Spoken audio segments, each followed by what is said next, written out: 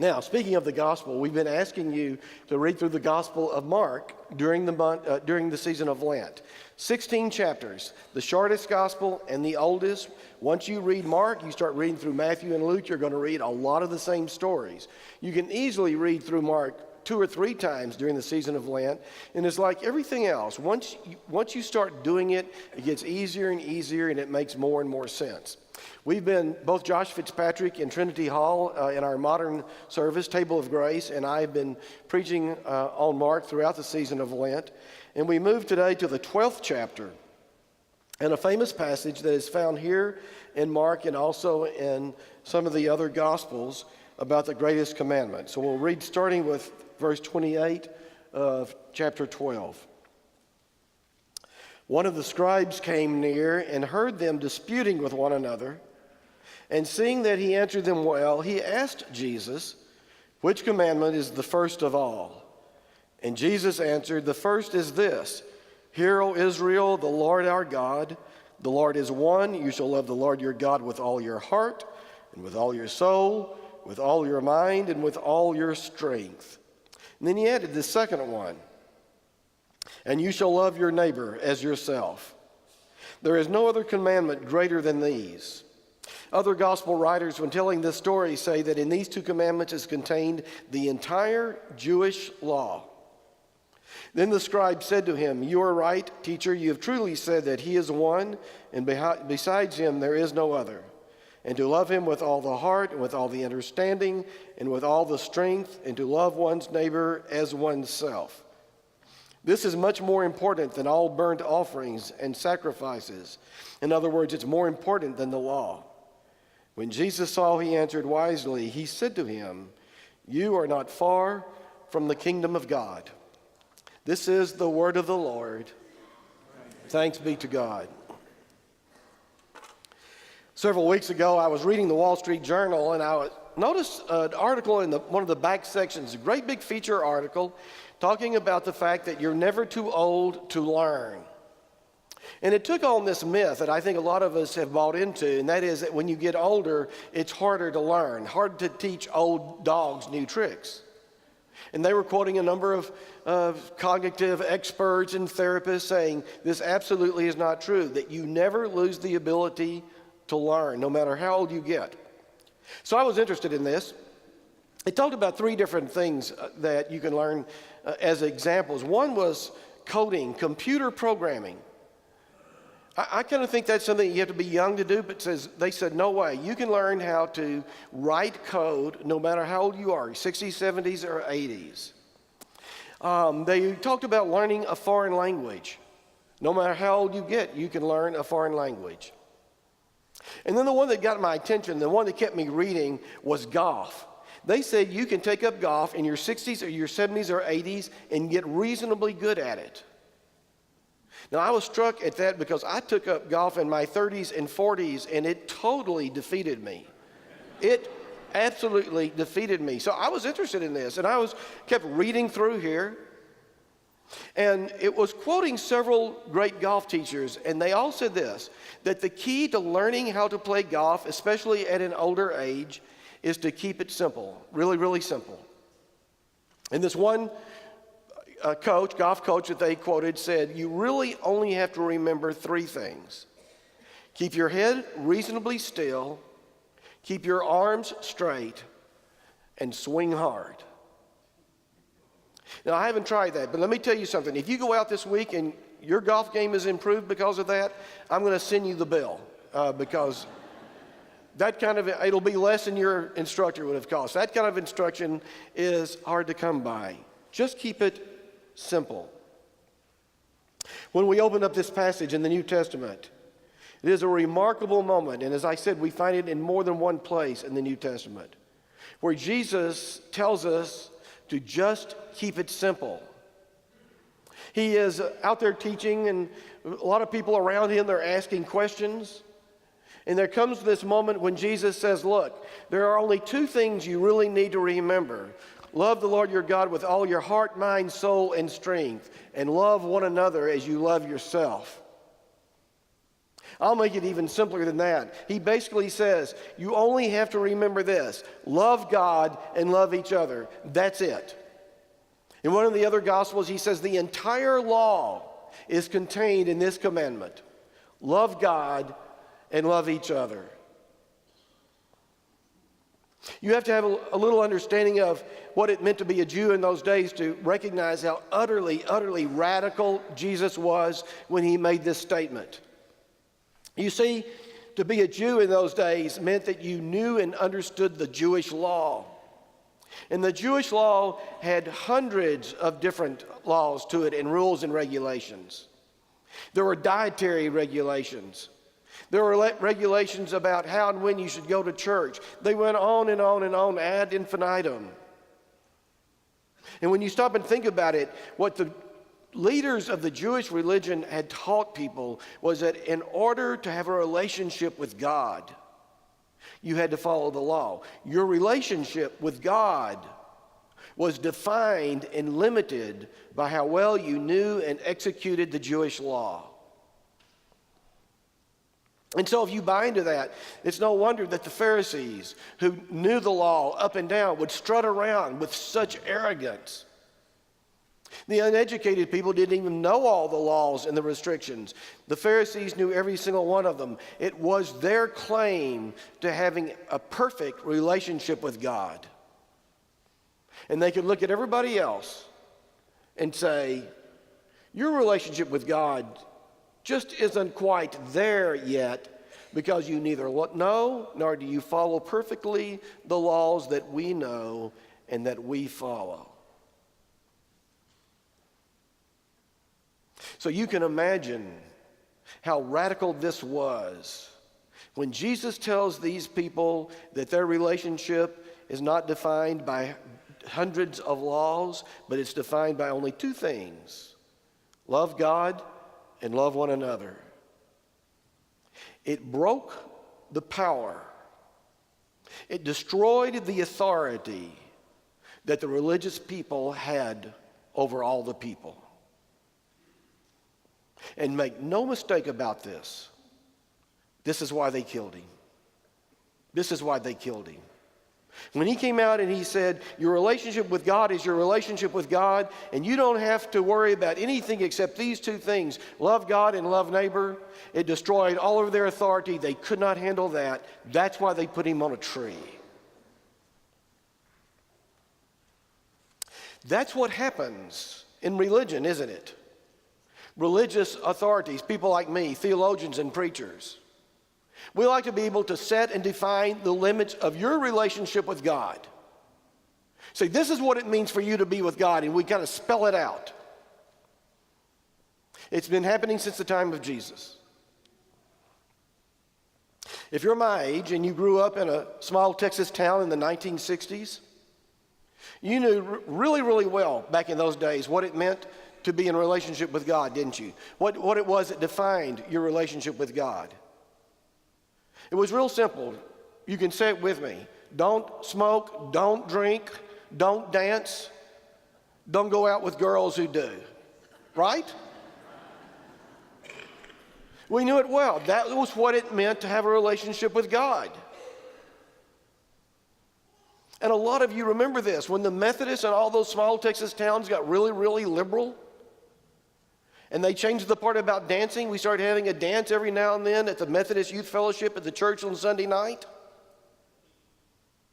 We knew what was happening. Our parents had decided that we were going to dance anyway. We might as well dance at the church rather than at the honky-tonk. That's when all the Baptists started coming to the Methodist Youth Fellowship, right? I can't tell you how many Baptist men I've taken to this church over the last 31 years. And they said, you know, I never did like the church until the Methodists started inviting us over to the dance. But that's what we do as religious people. We want to be able to somehow limit and define what it means to have a relationship with God. And so there are churches that will say, if you're going to have a relationship with God, you shouldn't drink coffee or tea. There are churches that say it means that you shouldn't use birth control. I remember several years ago, I was up in Pittsburgh for a meeting, and I got a chance to go out one day to the Amish country. I'd always wanted to see this. It's in the Amish country. It was really a wonderful, and I saw all these wonderful people in their buggies and their horses. And of course, for them, their relationship with God was defined by making the commitment to not use electricity or use modern conveniences.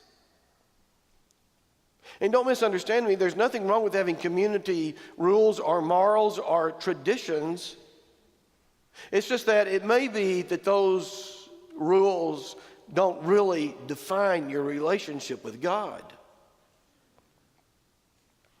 There are churches that say you shouldn't play bingo because that's gambling. And then there are churches that raise the budget by playing bingo, right? When I was a little boy growing up, my brothers and I loved to go to Tennessee to visit my grandparents, my paternal grandparents. They lived in a little town called Paris, Tennessee, and our cousins about our same age lived there as well. So we loved to meet there, and we always had great fun. My grandmother's name was Opal, but for some reason we called her Woe. We never figured out how she got that name, except we knew that when we were in trouble with her, we would say, "Woe is me." But my grandmother was a wonderful woman, and I remember in the early years that we went to Tennessee and visited her, she would not allow us to play with spot cards. You know what spot cards are? I've not seen anybody shake affirmatively today. That's what she called them. I think it's an old Southern phrase maybe. Spot cards are just regular playing cards. And she didn't believe in them because she thought that spot cards are what you use to play poker, and she was against it. And so we could have old maid cards, and we could have go fishing cards, but we couldn't have spot cards because she didn't want us playing poker. And I remember as the years moved on and we became adolescents, Woe became very, very liberal on this subject. And I remember one day she went out and she bought us a pack of spot cards. And she brought it back. She said, "Okay, boys, you all can play with this pack of cards, but I only want you playing hearts and canasta." And so we got pretty good at playing hearts and canasta. We played hearts and canasta except when she wasn't looking, and then we played 7-card stud.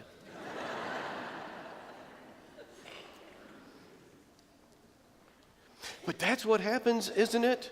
And you can follow the evolution of this in nearly every religion, every faith community. We start building up this understanding of what it means to have a relationship with God. And this is what Jesus says. And I want you to listen carefully because this may be the most important thing you will ever hear about your relationship with God. Jesus says that the only thing that counts in your relationship with God is your relationship with God and your commitment to love each other. It was a stunning moment in the history of religion. The only thing that defines your relationship with God is your relationship with God and your commitment to love all of God's children.